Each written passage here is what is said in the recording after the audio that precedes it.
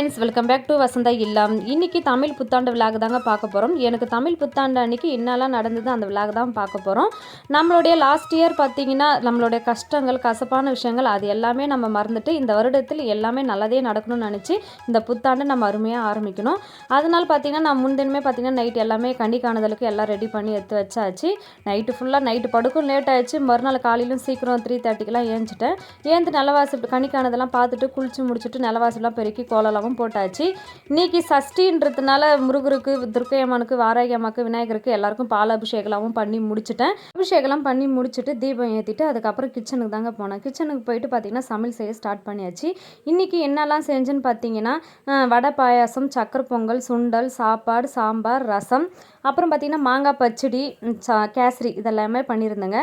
நம்ம சித்திரை 1 அன்று கனி காணுதல் அது பார்க்குறது போல் நம்ம சாப்பாடு வகையிலும் இனிப்பு, துவர்ப்பு, கசப்பு 3யும் சேர்த்து தாங்க இன்றைக்கி சமைக்கணும். ஏன்னா எப்போவுமே நம்மளுடைய வாழ்க்கையில் கசப்பு, இனிப்பு, துவர்ப்பு இது 3மே இருக்கணுங்க. அப்போ தாங்க நம்மளோட வாழ்க்கையில் கஷ்டமும் தெரியும், சந்தோஷமும் தெரியும், ஒரு எல்லாமே ஒரு இதாக இருக்குங்க. அதனால் வந்து பார்த்திங்கன்னா ரசத்துக்கு வந்து பார்த்திங்கன்னா கசப்புக்கு வேப்பம்பூ தாங்க போட்டிருந்தேன். மாங்காய் பச்சடி வச்சு இனிப்புக்காக மாங்காய் பச்சடி செஞ்சுருந்தேங்க. துவர்ப்பு பார்த்திங்கன்னா புளி கரைச்சி ஊற்றி புளி கரைசல் குழம்பு வச்சுருந்தேன். அதனால் 3மே செஞ்சு முடித்து சமையல்லாம் முடிச்சாச்சு. அதுக்கப்புறம் பார்த்திங்கன்னா வெளியே விநாயகருக்கெலாம் பூஜைலாம் பண்ணிவிட்டு தீபம்லாம் ஏற்றி பூஜை பண்ண ஸ்டார்ட் பண்ணிவிட்டுங்க. வெளியே இருக்கிற விநாயகருக்கு துளசி மாடத்துக்கெலாம் பூஜைலாம் பண்ணிவிட்டு அதுக்கப்புறமா பூஜை அறையில் பூஜை பண்ணேங்க. பூஜை பண்ணும்போது பார்த்திங்கன்னா மன நிறைவோட மகிழ்ச்சியாக எல்லோரும் நல்லா இருக்கணும், தமிழ் புத்தாண்டுக்கு எல்லாரோடைய கஷ்டங்களும் தீரணும் அப்படின்னு நினச்சி நம்ம மனதார நம்ம பூஜை பண்ணுங்க. நீங்கள் யாரெல்லாம் தமிழ் வருட பிறப்புக்கு எப்படிலாம் பூஜை பண்ணீங்கன்னு எனக்கு மறக்காமல் எனக்கு கமெண்ட் பண்ணுங்கள். அதுக்கப்புறம் பார்த்திங்கன்னா நம்ம கனி காணுதல் நைட்டு வந்து பார்த்திங்கன்னா ஹாலில் வச்சுருந்தோம். அப்புறம் மறுநாள் காலையில் பார்த்திங்கன்னா விடியற் காலை எடுத்துகிட்டு வந்து பூஜை ரூமில் எல்லோரும் பார்த்தோன்னே பூஜை ரூமில் வச்சுட்டு அதுக்கப்புறம் பார்த்திங்கன்னா பூஜைலாம் பண்ணி முடிச்சுட்டு தீபார்த்தனைலாம் பண்ணி முடிச்சாச்சுங்க.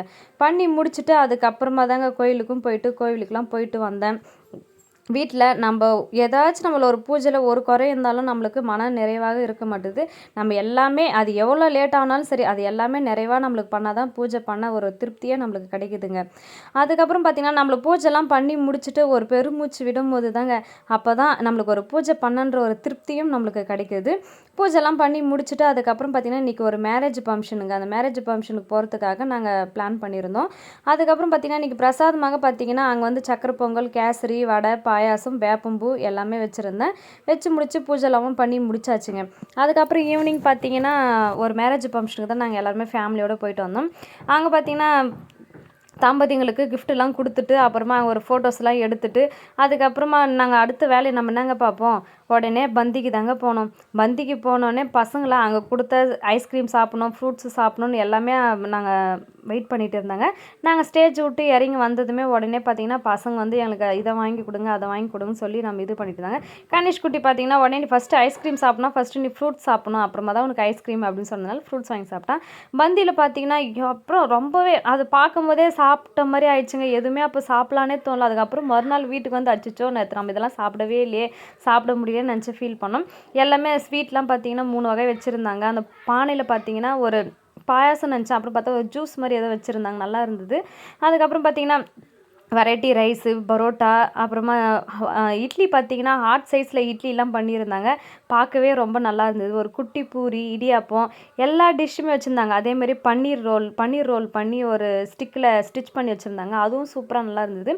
சாப்பிட்டு முடிச்சுட்டு அதுக்கப்புறம் பார்த்திங்கன்னா அங்கே இருந்த ஃபோட்டோஸ்லாம் நம்ம ஒரு கிளிக் எடுத்துகிட்டு அதுக்கப்புறம் வந்தாங்க. அந்த வீடியோ உங்களுக்கு பிடிச்சிருந்தா லைக் பண்ணுங்கள், ஷேர் பண்ணுங்கள், மறக்காமல் நம்ம சேனலை சப்ஸ்கிரைப் பண்ணிக்கோங்க. பாய்.